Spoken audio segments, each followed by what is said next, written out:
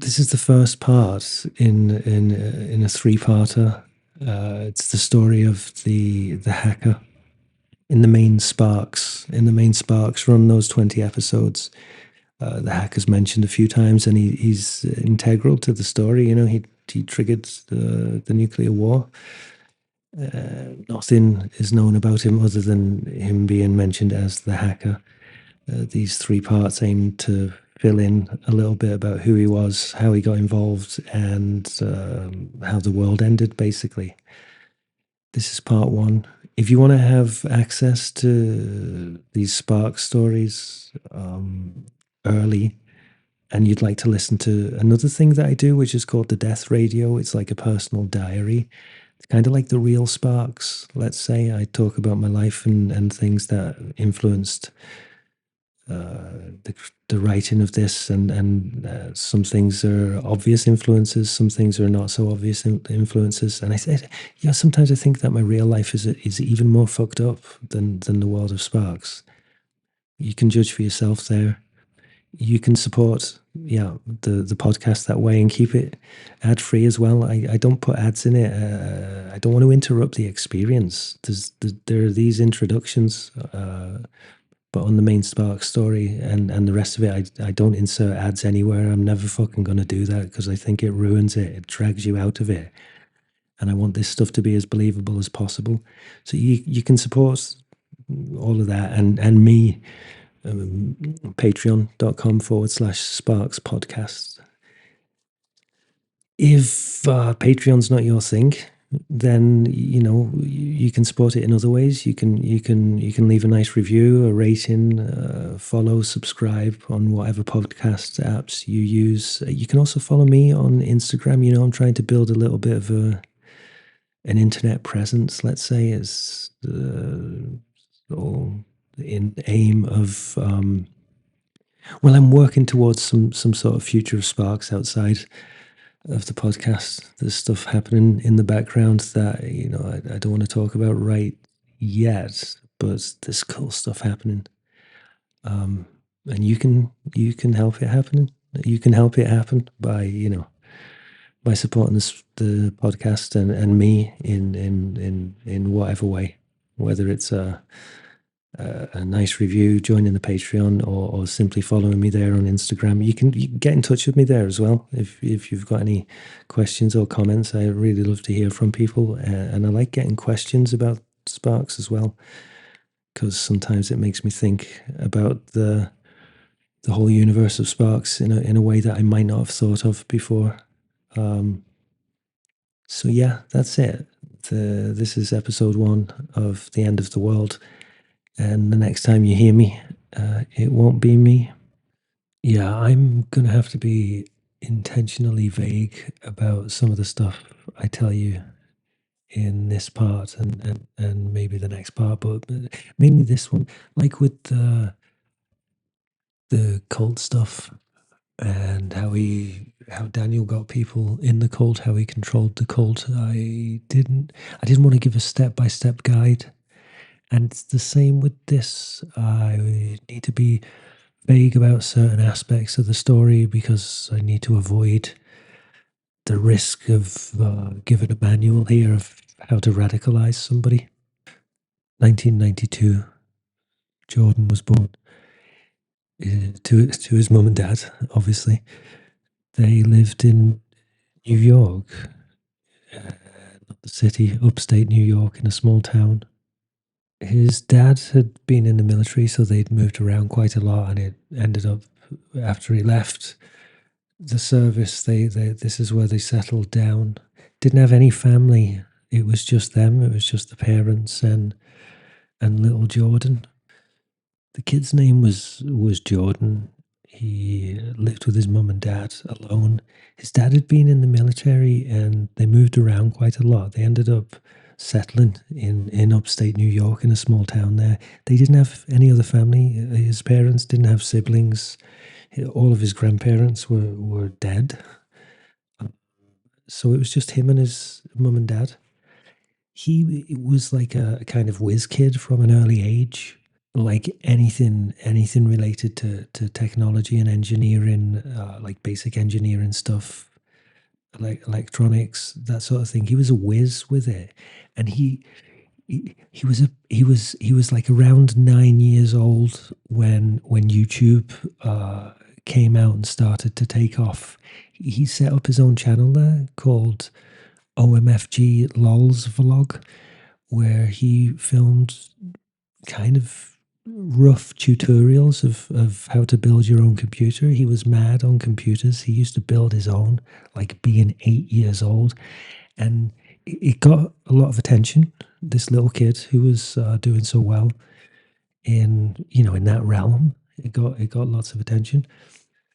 He was about a year into his YouTube stuff, so he would have just turned 9 when he just stopped uploading videos, and there's a lot of the videos, if you have a look online on OFG Lol's vlog, you'll see a lot of the comments were like, what happened to him? He just seemed, or a lot of the comments were, because you won't be able to see it right now, what, where's he gone? Where's this kid gone?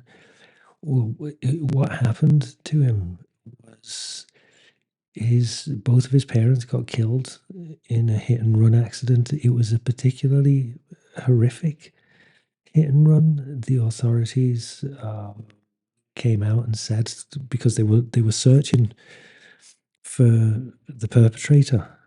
They never found him. They'd been out for a walk just outside the town on like a kind of country road with no pavement. A car had come along uh, and hit them, but the brutal detail was that the car seemed to have had, I know it had, not seemed to have had, reversed back over them and then drove over them again, just to make sure, like just to really make sure. And after they died, this kid Jordan, as I said, he didn't have any family. He got moved into the foster care system, and he stopped making videos. His parents had funded his hobby.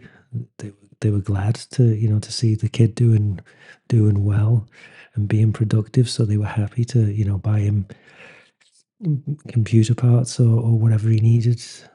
And then being in foster care, he didn't have that. So not only had he lost his parents, he'd lost his hobby, he'd lost the thing, like his passion, the thing that kept him busy. He got with one foster family. He got with one foster family, and they had a computer. They'd said to him that they couldn't afford yet to get him his own. They couldn't afford yet to help him with his hobby, but maybe they could figure something out. Maybe they could figure out how he could mow lawns or get a paper round or whatever, just a way to earn money.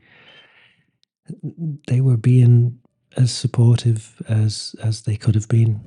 They allowed him to use the home computer, the family computer, and one day he logged on to his YouTube account, which he did. He looked all the way through it. He'd log on, he'd read the comments. He just didn't want to reply to any of them because he didn't want to have to type that sentence, that my parents were killed, my parents are dead.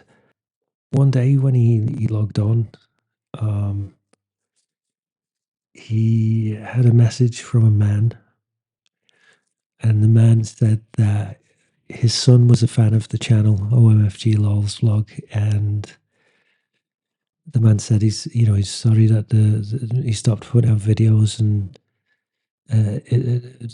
does Jordan have any plans to continue? Jordan replied to this one private message and said that he'd suffered a family tragedy and he couldn't afford any computer parts anymore, and he didn't have anything.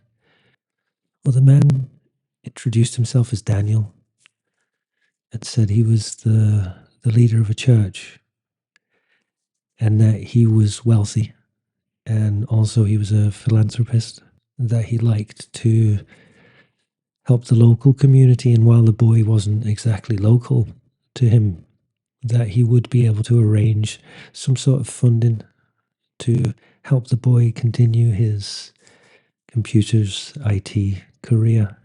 Like Jordan was like, this for him it seemed too good to be true. It seemed far too good to be true. But Jordan thought, well, he would okay, let's like a kid, thinking like this can't be real, but okay, let's try. The man asked him what he would like to start with. Daniel asked him what he would like to start with, and he sent him. Jordan sent him a list of things that he would need to build a new computer. And sure enough, over the next couple of weeks, parts arrived in the post that the Daniel had ordered online. And Jordan thought, "Wow, this is fucking real. This guy's for real." Like, Jordan was broken. He was sad about everything that had happened. He turned into, from this bright, outgoing, happy kid into this kid who was dark. And then this Daniel, this stranger online, came along and was just like, "I'll help you," and that was just for Jordan. It was an immediately attachment. It was an immediate attachment to Daniel. Daniel agreed with the boy that he would help him, that he would continue to fund him, and he said that he would fund basically anything he needed. He bought him a camera so Jordan could continue with his OMFG lols vlog. He came back. He started posting videos again. His followers went through the roof because he was one of the, back then there weren't a lot of YouTubers, not compared to today, and there weren't any, you know young boy YouTubers who were like computer geniuses making tutorials about all of this stuff, and he would get messages from people about issues they were having or things that they wanted to do, and he would make videos in response to them, like troubleshooting or giving advice on computer builds and upgrades, and how to do it yourself at home for lower cost than you would do it if you bought it in the shops. You know what I'm talking about. Over the next months and years as it got on to, Daniel gave bigger and bigger financial gifts to Jordan. They'd started to be based on milestones that Jordan reached in his learning, and he would get like particularly big rewards for any programming tasks that he completed, and presented Daniel with. They talk like in all of this. It wasn't just do this, I'll send you money. What do you need? I'll send you money. Daniel and Jordan had a rapport. They built something up, and the boys saw Daniel as a kind of father figure. Sometimes they'd have long conversations over text, over email, over email, and the boy had, Daniel tapped into Jordan's anger. I'll just say it like that. He tapped into Jordan's anger, and it started off with a kind of slight something like, "I understand your pain." He gained Jordan's trust, and slowly, step by step, Daniel would started to share more and more extreme views with him, and he did it gradually. So Jordan was kind of in lockstep with him, and he settled in, and took those views as his own. And this kind of first major stage of the radicalization all happened while Jordan was in his own bedroom, just building computers and programming, and doing the thing that he loved in with foster parents downstairs or at work, or whatever, with foster parents who cared very much for him. But Jordan didn't care much about them. He still carried a lot of anger, and now he was carrying even more. When he got old enough, he left foster care and moved into a little apartment in New York City. He didn't work He didn't socialize. All of his socializing was either kind of indirectly through his YouTube videos and directly just with his contact with Daniel. He didn't need to work. He didn't need to go to traditional college. His life was completely funded by Daniel. Daniel was paying his rent as well by now. And whenever Jordan's money was kind of running short, he just would ask Daniel for more tasks, or Daniel just seemed to, at the right moment, set a task. His tasks had developed from programming to hacking. Amongst the tasks that he got while he was in New York City was hacking. You might have heard of this, hacking KRTV in Montana, and he put an emergency alert system. He attacked their emergency alert system, and he put like a ticker at the bottom of the screen that warned viewers about dead bodies rising from the graves. Another one he did was in Atlanta, where he hacked a billboard on a highway that and made it play a porn video on a loop for about 20 minutes until they managed to switch it off. Daniel also had the boy learn how to hack seemingly impenetrable systems, governments, encrypted emails. The boy, like Jordan, would hack them. He would get into the system, he would get into the email system and would send out like inconspicuous messages. Just he would just have them titled test with a message saying ignore this email as the IT department tests new systems. The first like truly huge reward, huge chunk of money that the boy gave, sorry, that Daniel gave Jordan was he gave him $200,000, and that was a reward for a challenge that took him a good bit to complete. But he successfully hacked the email systems of every member of the United Nations, every country in the United Nations. From what I can see here in the notes from the Bible, there is a moment where Daniel considered telling the boy about Bitcoin, which Daniel had invested heavily in early on. That was where he got a good bit of his money from later. He considered telling the boy about Bitcoin and thought that maybe he would, use this as a proof and start telling the boy about time travel and that stuff. But he thought, no, he's not going to tell him. Decided against it. Partially because he didn't want the boy to be, he didn't want Jordan. I keep calling him the boy. I don't know why. He didn't want Jordan to become financially independent. So he was, by the time Jordan was in his early 20s, he was well and truly radicalized. He became active on dark web forums where he taught other people hacking tricks and he learned from other hackers. There was not a lot he could learn. He was at the very top of the hacker game and had developed over the years extremely nihilistic views. See, Daniel had managed to groom him from a distance just through emails and gifts and conversation.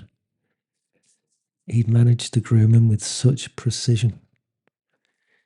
And the forums, or the main forum that Jordan frequented, had also managed unwittingly to also help groom him, surrounded by people who shared these extreme views. And then one day, when Daniel mildly suggested, just in an off the cuff comment in an email, that sometimes he thinks humanity could use a reset. That was the in for the conversation, and the conversation started. And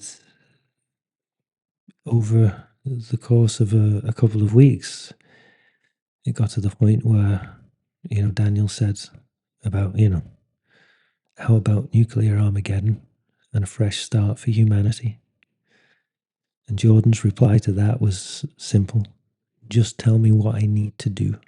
And Daniel came back with a plan of exactly what they would do. Jordan, under his online hacker pseudonym of BatLAN151, was going to hack the military defense systems of North Korea and give them a false signal. He was going to convince the defense systems that it was under nuclear attack from both America and Moscow. And you see, in those kind of situations, if everything is showing definite, not just one radar, it just all of the systems would show beyond a shadow of a doubt that they were under attack, even though they weren't, then North Korea would launch an attack. And then the other countries would retaliate. And it would eventually, as Daniel and Jordan hoped, or as Daniel knew, Jordan hoped, would trigger nuclear war, Armageddon, and that would be the end of it. Jordan was dead set on it. He saw himself in this as like humanity's superhero. So they agreed a date that they were going to do it, a date that it was all going to be triggered. Daniel bought a ranch in upstate New York and paid for the construction of a bunker, a small one, nothing like the one on the farm, on Tom's farm, but it was still like a luxury one-bedroom apartment underground with everything necessary to maintain life comfortably for a year and withstand nuclear war with it. Everything that they would need for, or everything that Jordan would need to survive the war and the fallout. The date that they agreed on, I say agreed, it was, it was the date that Daniel gave. I plugged the lamp in on the Wednesday and traveled back to the Monday, remember? Well, I just needed to start that. I just did. Daniel had to wait for me to start that travel. And once I'd started, they could go.